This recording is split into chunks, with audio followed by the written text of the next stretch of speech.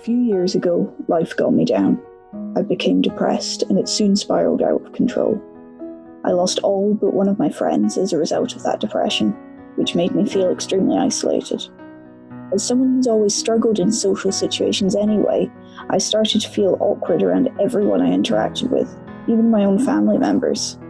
I felt unwanted wherever I went, so I withdrew even more. I quit college, my job, and everything else I had going on at that time in my life because I simply didn't have the mental strength to focus on anything other than how I felt. For around a year and a half, I stayed inside, in bed, alone about 80% of the time. The other 20% consisted of supermarket visits and forcing myself out of the house to go for a walk around the block. Because I'd been depressed for that long, with barely any respite, I thought I would never feel happy again. I genuinely believed that. My turning point came when my partner and I were getting ready to go food shopping one day. The sadness must have been written all over my face because he asked me what was wrong before I'd even opened my mouth. I broke down in tears on the stairs and told him I didn't want to be alive anymore. He hugged me and promised to help me get better. That was the first time in a long time that I'd felt a little bit of hope, because his reaction was not the negative one that I'd imagined. He helped me find self-help books and online resources to use at home while I waited for my first NHS therapy session.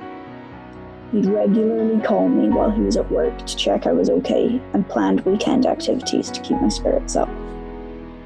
Over the next 6 months, especially when I started therapy, I began to feel better. The more I saw my therapist, the more my confidence improved.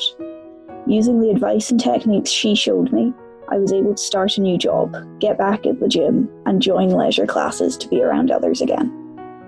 I can visit my family again without feeling unwanted, and I'm no longer paralysed with fear when I try to leave the house. I finally feel like I'm living a normal life. My mental health struggles aren't completely gone, but the difference is that I now know I'm in full control if a bout of depression or anxiety ever hits in the future. No matter how bad you feel right now, it's possible to get better. There is no shame in asking for help or seeing a therapist or counsellor, and it probably won't be as hard as you imagine. In my case, I never could have done it on my own. Telling someone how I was feeling was the best thing I ever did.